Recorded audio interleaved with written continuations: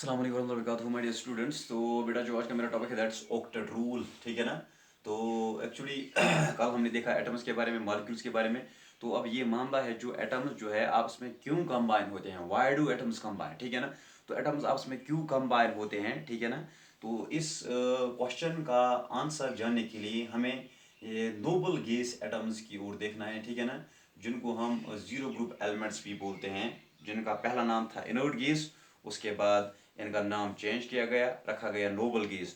तो इनको पहले नाम दिया गया था इनर्ट गैस, क्योंकि ये देखा गया था कि दे आर नॉन रिएक्टिव, वो किसी एलिमेंट के साथ कंबाइन नहीं होते हैं, ठीक है ना। लेकिन बाद में compounds of xenon and compounds of krypton देखे गए, तो उस एतबार से फिर ये जो इनर्ट है ये नाम चेंज करके इनको नाम रखा गया नोबल गैस, ठीक है ना। तो ये इनर्ट नहीं है, ये नॉन रिएक्टिव नहीं है, लेकिन ज़्यादा रिएक्टिव भी नहीं है, so they are named as noble gas. तो इनको हम वैलेंस के एतबार से, इनकी वैलेंसी जीरो होती है, उस एतबार से इनको बोलते हैं, इस ग्रुप 18 को हम बोलते हैं जीरो ग्रुप एलिमेंट्स, ठीक है ना। तो बेटा हमारे पास है पहला member that's helium, neon, argon है, क्रिप्टॉन है, जीनॉन है, रेडॉन है। तो helium, neon, argon, krypton, xenon, radon. Helium atomic number है 2, यहाँ पे है 10, यहाँ पे है 18, यहाँ पे है 36, यहाँ पे है 54, यहाँ पे है 86, ठीक है ना। तो हम देखेंगे इनकी इलेक्ट्रॉनिक कन्फिग्रेशन, ठीक है ना। तो यहाँ पे है 1s2, यहाँ पे है 1s2, 2s2, 2p6, ठीक है ना। तो यहाँ पे है 1s2, ये है 2s2, 2p6, 3s2, 3p6, ठीक है ना। तो यहाँ पे है 1s2, ये है 2s2, 2p6, ये है 3s2, 3p6, ये है 3d10, 4s2, 4p6, ठीक है ना। तो यहाँ पे है बेटा, ये है 1s2, ये है 2s2, 2p6, ये है 3s2, 3p6, उसके बाद है 3d10, उसके बाद है 4s2, 4p6, 4d10, उसके बाद है 5s2, 5p6, ठीक है ना। 5s2, 5p6, उसके बाद है लास्ट दैट्स 1s2, ये है 2s2, 2p6, 3s2, 3p6, उसके बाद 3d10, उसके बाद 4s2, 4p6, उसके बाद 4d10, उसके बाद 4f14 है यहाँ पे, ठीक है ना। उसके बाद 5s2, 5p6, उसके बाद 5d10, उसके बाद यहाँ पे है बेटा, वो मैं यहाँ पे लिखूँगा, ठीक है ना। ये है 6s2, 6p6, ठीक है ना। 6s2, 6p6। तो आप देखो यहाँ पे जो लास्ट शेल है, तो यहाँ पे एन वैल्यू क्या है। तो यहाँ पे है एन वैल्यू 2, यहाँ पे है 3, यहाँ पे है 4, यहाँ पे है 5, यहाँ पे है 6, ठीक है ना। तो एन वैल्यू यहाँ पे है बेटा 1, यहाँ पे एन वैल्यू 2, तो ये है एन वैल्यू यहाँ पे 3, यहाँ पे एन वैल्यू 4, यहाँ पे एन वैल्यू 5, यहाँ पे है एन वैल्यू 6, ठीक है ना। तो एक्सेप्ट हीलियम, हीलियम के बगैर ये सब जो है, इनमें जो वैलेंस शेल इलेक्ट्रॉनिक कन्फिग्रेशन है, ठीक है ना। आप इलेक्ट्रॉनिक कन्फिग्रेशन को देखो तो आपको खुद ब खुद मालूम हो जाएगा कि इनकी जो वैलेंस शेल इलेक्ट्रॉनिक कन्फिग्रेशन है बेटा, इसमें जो जनरल कन्फिग्रेशन है वो क्या है, वो है NS2 NP6, वो है NS2 NP6। इसका मतलब है इनके वैलेंस शेल में है 8 इलेक्ट्रॉन्स, ठीक है ना।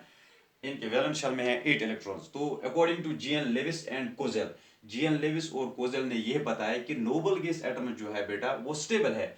ये नोबल गैस एटम्स क्यों स्टेबल है, क्योंकि इनकी वैलेंस शेल में है 8 electrons and this called octet rule, ठीक है ना।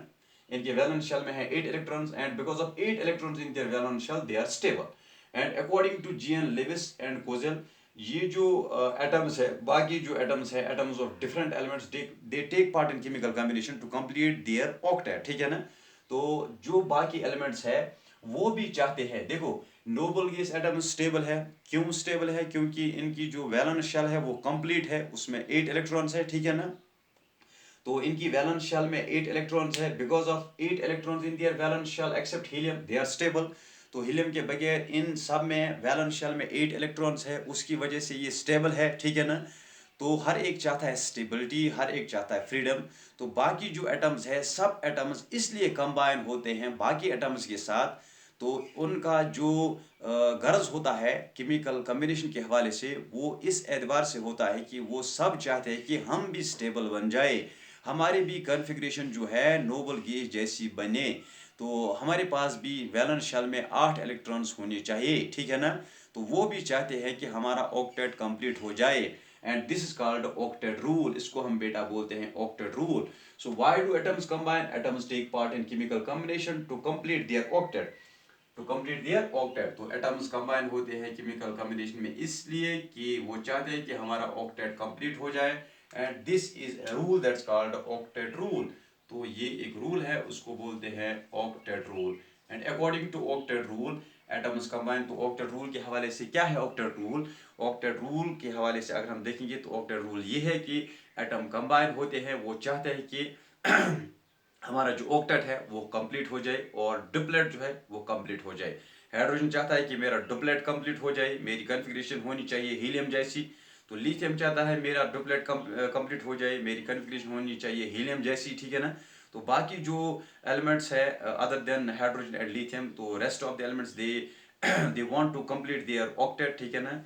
And or we can say they want to achieve their noble nearest to noble gas electronic configuration, ठीक है ना। क्योंकि noble gas स्टेबल है, इसी एतबार से ये भी चाहते हैं कि हम भी स्टेबल हो जाए। बिल्कुल जिस तरह हम देखते हैं कि एक जो आदमी है उसके पास गाड़ी भी है, बंगला भी है अच्छे से, ठीक है ना। तो अच्छा बंगला है, अच्छी गाड़ी है, ठीक है ना, अच्छी ठीक ठाक प्रॉपर्टी है। तो हमारा भी दुनिया ही एतबार से if you talk about the materialistic world, तो हमारी भी सर्च यही रहती है कि हम भी चाहते हैं कि हमारे पास अच्छी गाड़ी हो, ठीक है ना, अच्छा मकान हो, हमारे पास अच्छी सेहत हो। क्योंकि ये जो चीज़ें हैं ये हमें ये एक आदमी को स्टेबिलिटी प्रोवाइड करती हैं, अगर हम दुनियावी एतबार से बात करेंगे, ठीक है ना। And if we talk about the real satisfaction that lies in the prayers, and I myself and you might be knowing this factor, ठीक है ना। तो आपको भी ये चीज़ मालूम है कि जो असल में जो स्टेबिलिटी है वो हम खुद महसूस करते हैं कि जो स्टेबिलिटी है वो वेल्थ में नहीं है, जो स्टेबिलिटी है वो हेल्थ में है, and that lies in the belief, ठीक है ना, and that lies in the prayers. Stability prayer में है। लेकिन अगर हम if we talk about the materialistic world, ठीक है ना, तो दुनियाई एतबार से हम चाहते हैं कि जिसके पास अच्छी गाड़ी है, अच्छा बंगला है, वो स्टेबल है। तो हमारा भी मकसद यही होता है दुनियाई एतबार से, मेरे पास मैं मेहनत करूँगा, मेरे पास पैसे आने चाहिए, मेरे पास अच्छी गाड़ी होनी चाहिए, ठीक है ना। तो अब इन एटम्स का विचारों का क्या कसूर? इन्होंने उन एटम्स को देखा है, नोबल गैस एटम्स को देखा है, तो नोबल गैस एटम स्टेबल है, ठीक है ना। अब क्यों स्टेबल है? क्योंकि वैलेंस शेल में 8 इलेक्ट्रॉन्स है। तो ये भी चाहते हैं कि हम भी नोबल गैस जैसे बने, क्योंकि वो भी स्टेबल है, हम भी स्टेबल हो जाएंगे, ठीक है ना। So this called octet rule, and this was all about today's topic, that's octet rule. Thanks for watching.